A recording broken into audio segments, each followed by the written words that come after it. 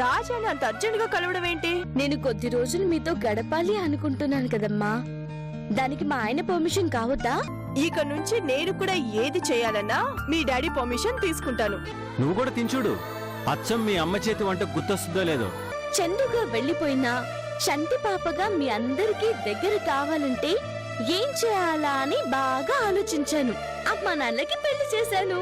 మావయ్య గారు, నేను హనీమూన్కి వెళ్ళలేనండి.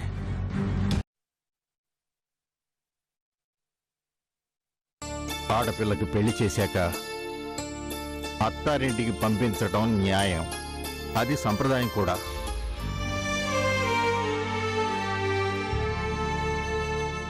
కానీ నాకు చిన్న కోరికుంది బాబు.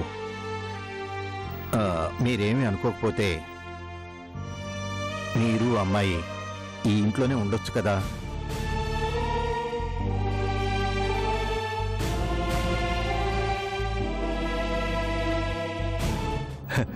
నా మనవరాలు చందు కూడా నా కళ్ళెదుటే ఉంటుంది. మీరందరూ నా ఎదురుగా ఉంటారు. నాకు సంతృప్తిగా ఉంటుంది కదా. ఏమంటావు కృష్ణ?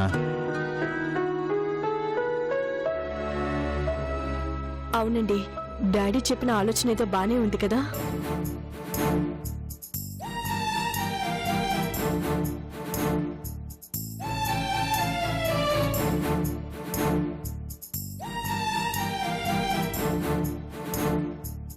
క్షమించండి మావయ్య గారు, నాకు ఇల్లరికం అల్లుడిగా రావడం ఏమాత్రం ఇష్టం లేదా.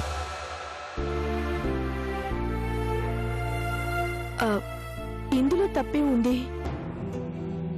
తప్పొప్పుల గురించి నేను మాట్లాడడం లేదు జయంతి. కొన్ని కారణాల వల్ల నేను రాలేను అంటున్నాను. నేను చందు వచ్చిన వదిన ఎలా వస్తుంది, ఎలా ఇక్కడ ఉంటుంది? మనం మంచివాళ్ళమైనా లోకం మంచిది కాదండి. మనకు ఒక నోరైతే లోకానికి 100 నోళ్ళుంటాయి. అది కాదండి. నువ్వు ఉండమ్మా, కృష్ణ చెప్పిందే నిజం. నేనే అంత దూరం ఆలోచించలేకపోయాను. కృష్ణ, నువ్వు చెప్పేది నిజం. నీ స్థానంలో నేనున్నా బహుశా అలాగే ఆలోచిస్తానేమో.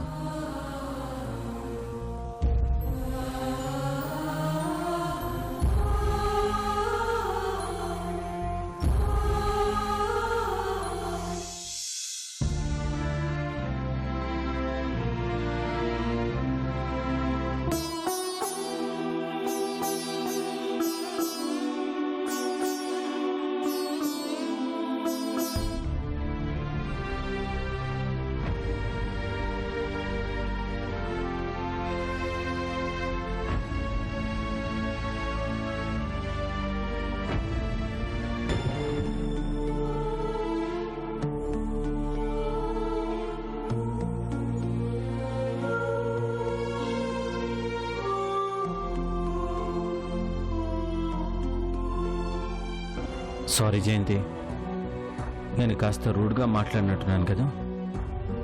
నాకు ఇలా ఉండడం, ఇలా మాట్లాడడం అలవాటైపోయింది. మీ డాడీ అడిగిన దాంట్లో న్యాయం ఉన్న నా పరిస్థితి అందుకు అనుకూలంగా లేదు. నువ్వు అర్థం చేసుకుంటావు కదా. పర్వాలేదులేండి. మీరు ఎలా మీ మనసులో ఏది దాచుకోకుండా చెప్తారో నేను అలాగే చెప్తాను. మీరు తప్పుగా అనుకోకండి. డాడీ మాట మీరు కాదు అన్నందుకు కొంచెం బాధేసినా మిమ్మల్ని అర్థం చేసుకున్నానులేండి.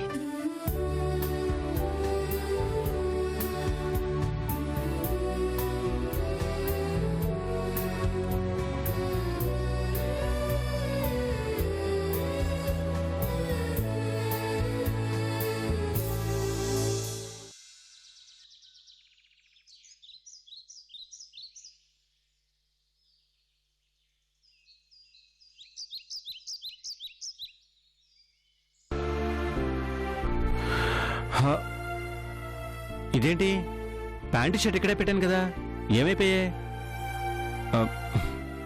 చందు, అమ్మా చందు, ఎవరు తీశారబ్బా? ఏంటండి, ఏం కావాలి? నేను పిలిచింది చందుని నిన్ను కాదు. చందునే కాదు, నేను కూడా మీ మనిషినే. ఆ. మీకేం కావాలో నన్ను కూడా అడగొచ్చు. అది అడగడం అంటే అంటే ఏ ఎందుకు అడగరు? నేను మీ భార్యను కాదా?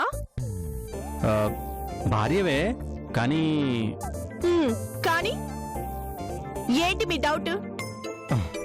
ఆ, ఏం లేదు కానీ ఇక్కడ ఇక్కడ నా ప్యాంట్ షర్ట్ ఉండాలి. ఆ, ఏమని కనిపించట్లేదు. కాకెత్తుకుపోయింది. కాకెత్తిపోవడం ఏంటి? అవునండి, కాకి ఎత్తుకుపోయింది. ఎక్కడుందో పిలవండి.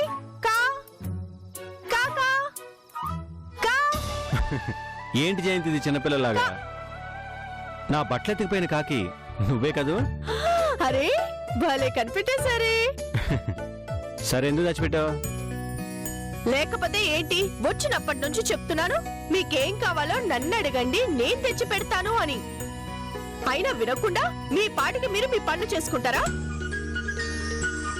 చూడండి, ఇక నుంచి స్నానానికి వెళ్తే వేడి నీళ్లు నేను పెట్టాలి. మీరు వేసుకునే ప్యాంటు షర్ట్ నేను తెచ్చివ్వాలి. అలా అయితేనే మీకు ఈ రోజు ప్యాంటు షర్ట్ వస్తాయి, లేదంటే ఇలా టవల్తోనే ఉండాలి. ఆ, ఇవన్నీ నీకు అలవాటు లేవు కదా జయంతి. అలవాటు చేసుకుంటే అవే అలవాటు అవుతాయి సార్.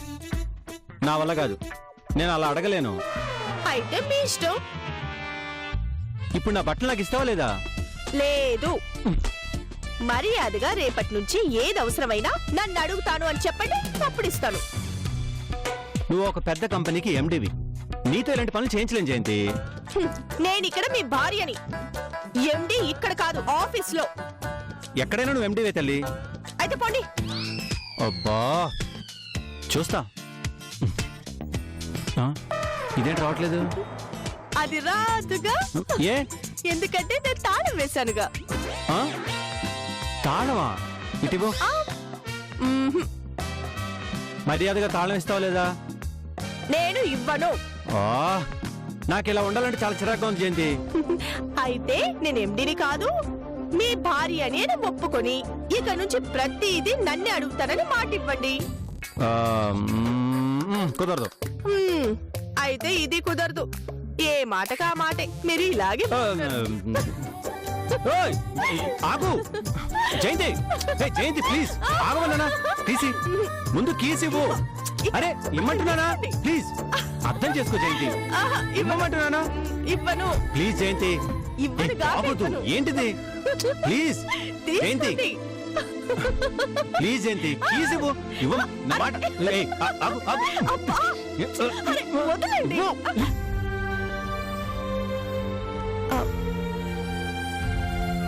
ఆ.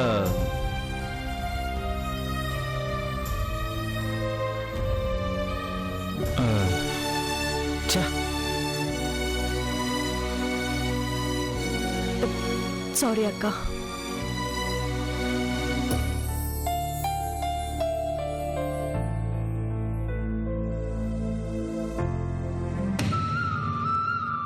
సారీ, అక్క బయట ఉంటుందని అనుకోలేదు. ఏంటి జయంతి ఇది? నాకెంత ఇబ్బంది అనిపించిందో తెలుసా? నాకు అలాగే ఉందండి. అయినా తప్పంతా మీదే. ఎంత చెప్పినా వినకుండా నా వెంట పడ్డారు.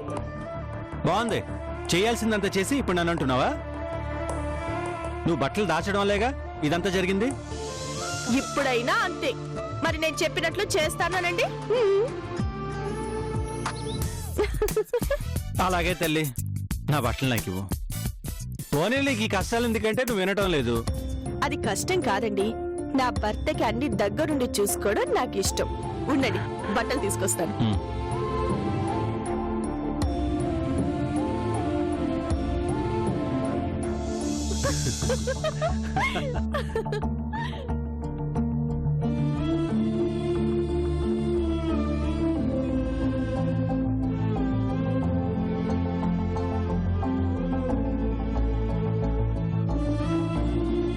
అనవసరంగా నేను ఇక్కడుండి వీళ్ళకి ఇబ్బంది కలిగిస్తున్నానా?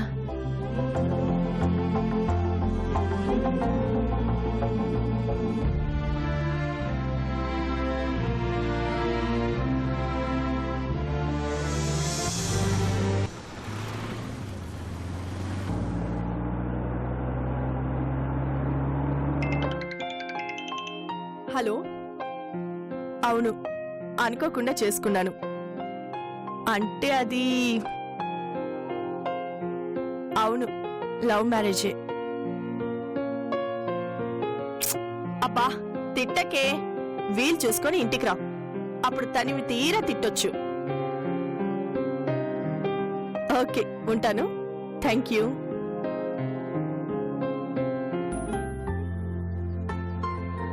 సడన్ గా పెళ్లి చేసుకున్నాను అంటే లవ్ మ్యారేజ్ అని అడుగుతున్నారు. మనది లవ్ మ్యారేజా కాదా? అవునో కాదో నీకే తెలియాలి. నా వరకు అయితే ఇది లవ్ మ్యారేజే. ఎందుకంటే మిమ్మల్ని ఎంత ప్రేమించానో అది నాకే తెలుసు. మీరు కాదంటే ఎంత బాధపడ్డానో గుర్తుంది. ఎంత ఏడ్పించారు నన్ను. నేనా? అబ్బా ఏం తెలియనట్టు ఎలా అడుగుతున్నారండి? నా అంతటి నేనొచ్చి మిమ్మల్ని ప్రేమించాను అంటే నాకు ఆ ఉద్దేశం లేదు అని చెప్తారా? చందు నేను కలిసి ఎంత ప్లాన్ చేసుకొని ఎన్నిసార్లు రిహార్సల్స్ చేసుకొని మీరంటే ఇష్టం అని చెప్పానో తెలుసా? చాలా సింపుల్ గా, నో మేడం, మీ మనసులో అలాంటి ఫీలింగ్స్ రావడానికి నేను కారణమైతే ఐఎమ్ వెరీ సారీ అని ఓ చిన్న మాట చెప్పేసి వెళ్ళిపోయారు. అంటే నా పరిస్థితి అలాంటి జయంతి. అయినా ప్రేమించే వయసా నాది. మరి ఇప్పుడెలా ఒప్పుకున్నారు? అంటే ఆ రోజు మీ పాటికి మీరు నో అని వెళ్ళాక నేను ఎంత బాధపడ్డానో, ఎంత ఏడ్చానో మీకేం తెలుసు? ఒంటరిగా ఉండలేను, నలుగురిలో కలవలేను. దానికి తోడు జాబ్ కూడా మానేసి వెళ్ళిపోయారు. కనీసం చూసుకునే అవకాశం కూడా లేకుండా చేశారు. మళ్ళీ మీ మనసులో నా మీద ప్రేమ పుట్టి నా మెడలో తాళి కట్టించుకునేసరికి అబ్బా ఎన్ని ట్విస్ట్లు వచ్చాయో. దీనికి మాత్రం నువ్వైనా నేనైనా చందుకే థ్యాంక్స్ చెప్పుకోవాలి. తనే చొరవ తీసుకోకపోతే ఈ పెళ్లి జరిగేదే కాదు. ఆ విషయంలో నేను చందుకి ఎప్పుడు రుణపడి ఉంటాను. ఎందుకంటే నేనిష్టపడిన నా కృష్ణని నాకు అందించింది. నాకింకా కలగానే ఉన్నట్టుందండి. మొదటిసారి నన్ను చూడగానే మీ కళ్ళల్లో కనిపించిన ఆ కాంతులు నాకింకా కనిపిస్తూనే ఉన్నాయి. ఏ జన్మలో ఏ పుణ్యం చేసుకున్నానో నాకు సూర్య యొక్క పోలికలొచ్చాయి. అలా ఉండటం వల్లేగా ఈ ప్రేమ నాకు దక్కింది.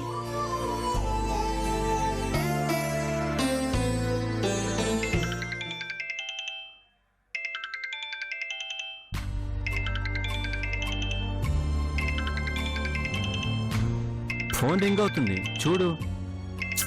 వదిలేయండి, ఆఫీస్ ఫోన్లు అయి ఉంటాయి. అందుకే చూడమంటున్నాను. మీతో గడిపే ప్రతి క్షణం నాకు చాలా విలువైంది. ఇలాంటి డిస్టర్బెన్స్లు ఉండకూడదు.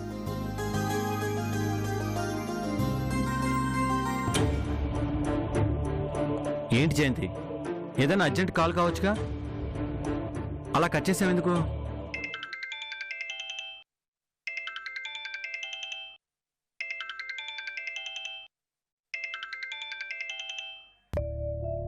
హలో అనంతరామ్ గారు, 1 మినిట్. ఆ లైన్లో ఉన్నారు, మాట్లాడు. హలో, చెప్పండి అనంతరామ్ గారు. అలాగా, ఎన్ని గంటలకి? ఓకే, నేను ఆఫీస్కి దగ్గరలోనే ఉన్నాను, వస్తున్నాను. ఒక 10 నిమిషాల్లో అక్కడ ఉంటాను.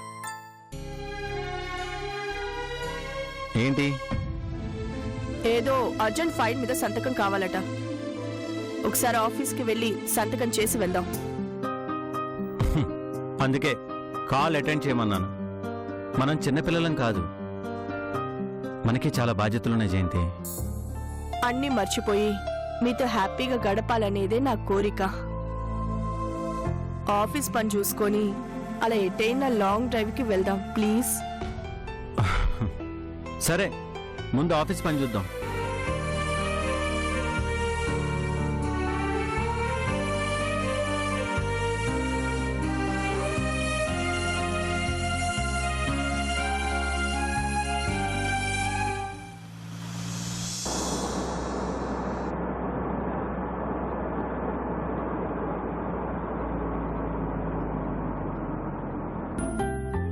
లోపలికి రండి. నువ్వు వెళ్ళిరా, నేను ఇక్కడే ఉంటాను. ఇక్కడ బయట ఎందుకు? లోపలికి రావచ్చుగా. వద్దులే జయంతి, నేను ఇప్పుడు లోపలికి వచ్చాననుకో, కంగ్రాచులేషన్ సార్ అంటూ ఓ చిన్నపాటి సభ మొదలు పెడతారు. మనం తప్పించుకుని బయటకు వచ్చేసరికి మధ్యాహ్నం అయిపోద్ది. అదే నువ్వు వెళ్తే సంతకం చేసి తొందరగా వచ్చేస్తావు కదా. అది కరెక్టే. సరే, తొందరగా వచ్చేస్తాను.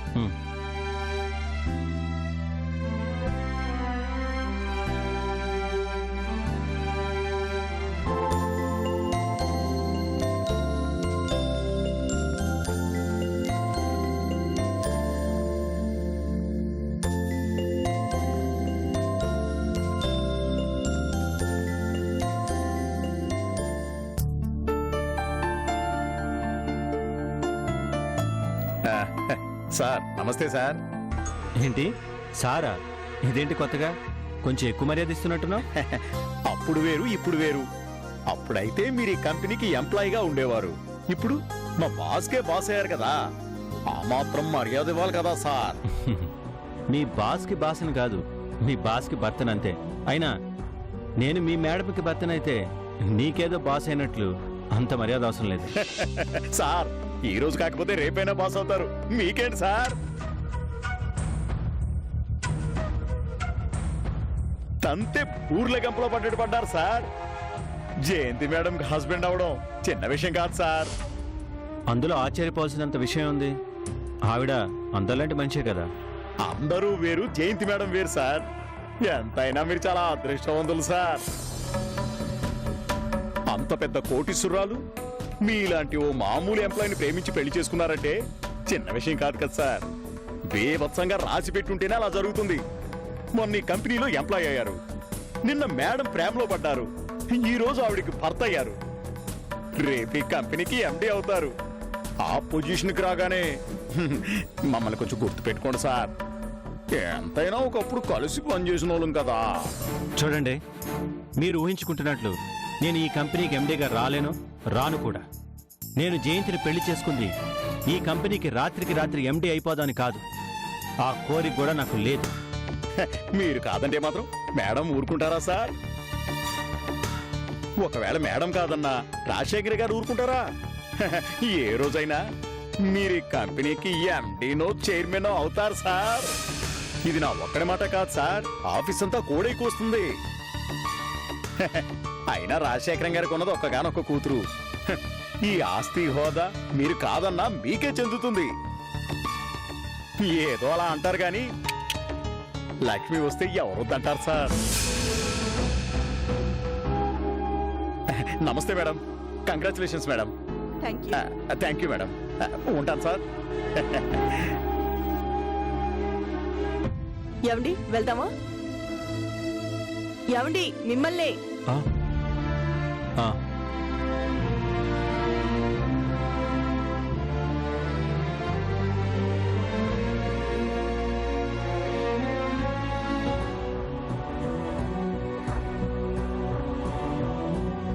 ఏంటండి, ఏం ఆలోచిస్తున్నారు? ఏం లేదు, వెళ్దామా?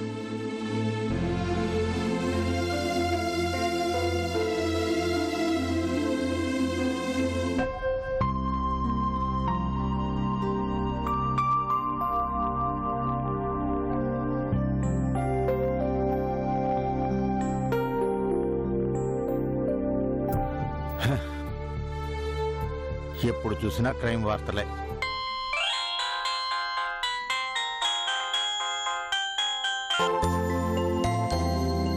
హలో, నమస్తే రాజారాం, ఎలా ఉన్నావు? నేను బానే ఉన్నాను రా. అవునరా, అనుకోలేదురా, నిజమేరా, గ్రాండ్గా చేయాల్సింది కుదరలేదు. రే చిట్టకరా బాబు, ఒకసారి ఇంటికి వచ్చి అమ్మాయిని అబ్బాయిని ఆశీర్వదించి వెళ్ళు. పార్టీ ఏంట్రా, పెద్ద రిసెప్షన్ ఏర్పాటు చేస్తానులేరా. అలాగే, ఎప్పుడొచ్చేది చెప్పు, ఉంటాను. ఎవరు బాబు? నా ఫ్రెండ్ రా, అమ్మాయి పెళ్లికి పిలవలేదని ఫోన్ చేసి మరీ తిడుతున్నాడు. మరి తిట్టరా అయ్యా? తమరేమైనా చిన్న చిత్తగా వ్యక్తా? తమరి పేరు ప్రతిష్టలు చిన్నవా? పెళ్లి చేసి పిలవకపోతే ఊరుకుంటారా? ఏంటోరా అప్పుడే పెళ్ళై అమ్మాయి కాపురానికి వెళ్ళిందంటే మనసంతా ఏదోలా ఉందిరా. చూడు ఇల్లంతా ఎలా బోసిపోయిందో. ఏదేమైనా ఇంటికి ఆడపిల్లే అందర్రా రామయ్య. అవునయ్యా, ఆడపిల్ల ఉంది అంటే ఇంట్లో మహాలక్ష్మి ఉందంటారు కదయ్యా. కృష్ణాను చందుతో పాటు ఇక్కడే ఉండమని అడిగానా? అల్లుడు గారు ఒప్పుకోలేదురా. ఒప్పుకుంటే బాగుండేది. ఎలా ఒప్పుకుంటారయ్యా? ఏ మగాడైనా పెళ్ళైన తర్వాత భార్యని కాపురానికి తీసుకెళ్తాడు గాని అత్తారింటికి ఇల్లరికి రావాలని ఎవరు కోరుకోరయ్యా.